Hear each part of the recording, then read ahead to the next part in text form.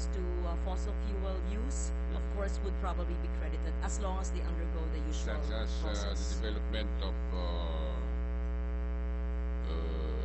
wind as a source of energy. Yes, Mr. President. We have, I think, near Bangged, not Bangged, in Ilocos Norte, near Pagudpud. That is the wind project. That is the yes, Mr. windmill electricity generating project. Yes, Mr. And President. of course, we are looking at the geothermal, I think you're correct, Hydro. Mr. President. hydro. Earlier, you were referring to the windmill project in Yes. Ilocos Norte. Ilocos Norte.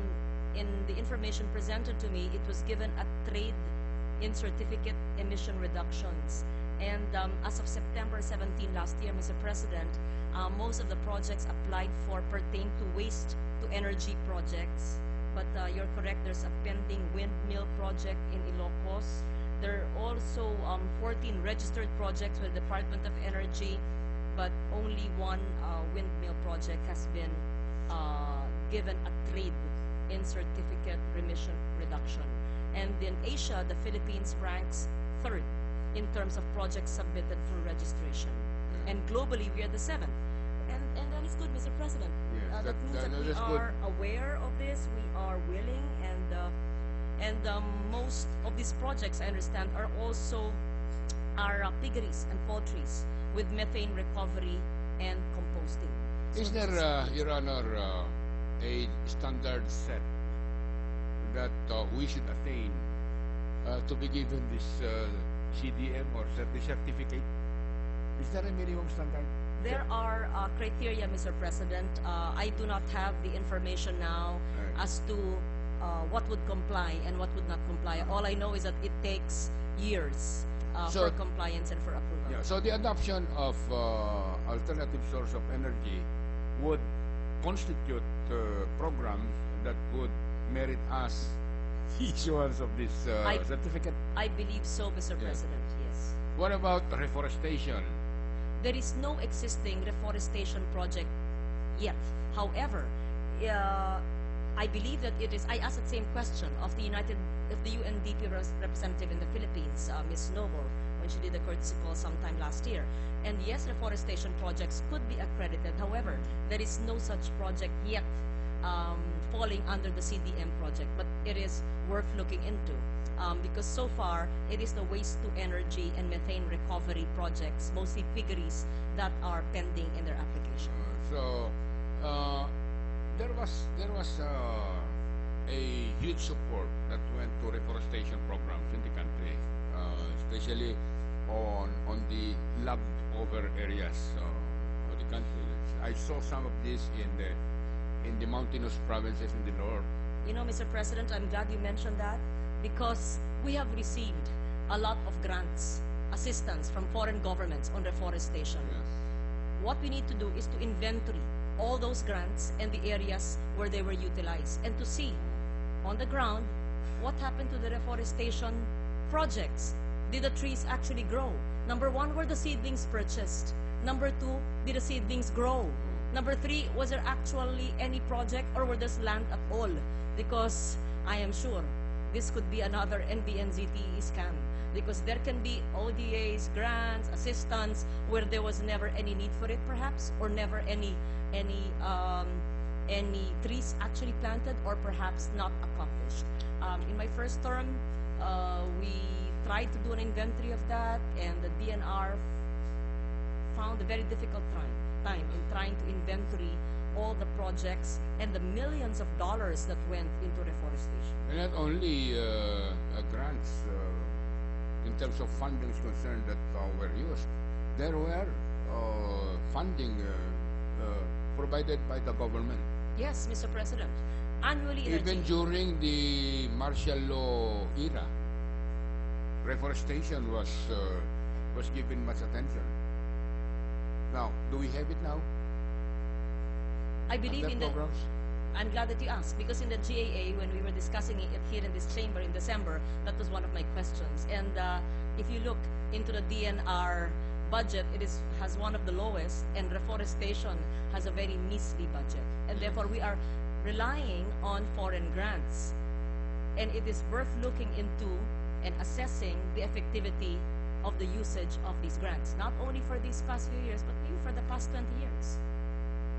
Yes, Your Honor. I think that there is now a need, therefore, for us to revisit the issue of reforestation.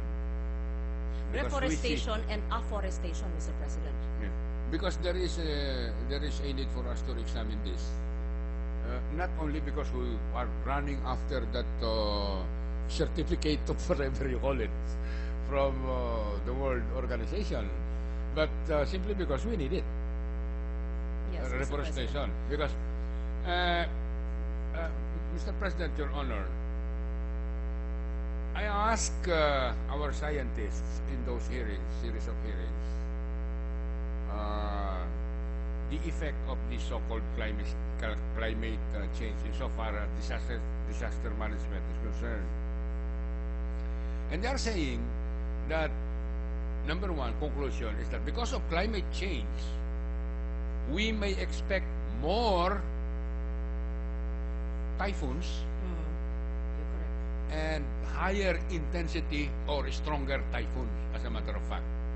A good example is the unexpected visit of Cosme Imagine that originated in the South China Sea and making a beeline for the shore provinces of Zambales, Pangasinan, and La Union, and inflicting such a heavy damage and inflicting such casualty on human lives. For the first time, they said, Yes. they experienced this. Mr. President. And another example, maybe a more serious example, is Typhoon Nargis of Myanmar, which originated in the Indian Ocean, unusual to have reached the shores of Myanmar. And our scientists are saying that we may prepare for typhoon surges, for example, along our shorelines. The effect of typhoon surges is the same as the effect of tsunamis, where the ocean or the sea will go farther inland and cause much damage.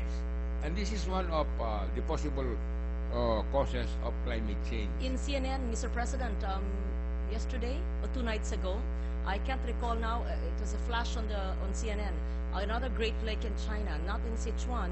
Is this the Quake Lake? A Great Lake, I don't know the name. I think this is the Quake Lake. Maybe that's it. I just saw it quickly, I could not get back to it. And tens of thousands of families would have to be moved, were actually moved by the 150,000, government yeah, because of the rising water level of the lake. I had 100 because that lake was created because of landslides, forming dams that prevented the flow of the water out to the sea and the river. And the report is that, Your Honor, the water rose as much as 7 meters and maybe even more being formed.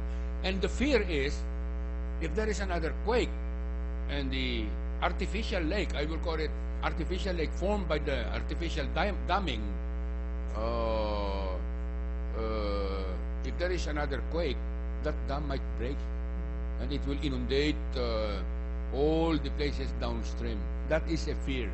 That's why they had to move 150,000 families out. Are we talking about the same report 2 nights ago, Mr. President? Yes, On CNN, yes. I think.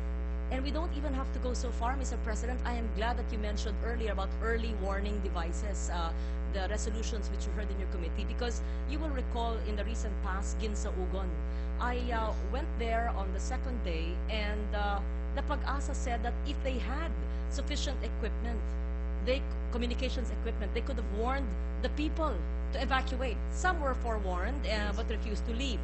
But the others were not warned early enough.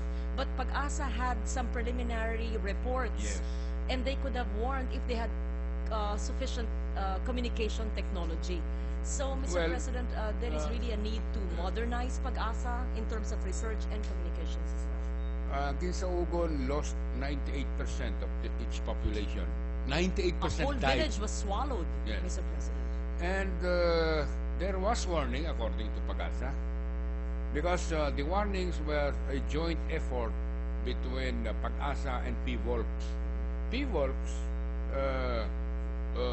already detected the cracks that could have allowed water to seep into and cause a liquefaction of the ground, like what happened in Cherry Hills. There was this disaster in Cherry Hills. Yes, in Antipolo. In a smaller scale, Yes. was a replica of Ginsaogon. Now, Your Honor, in addition to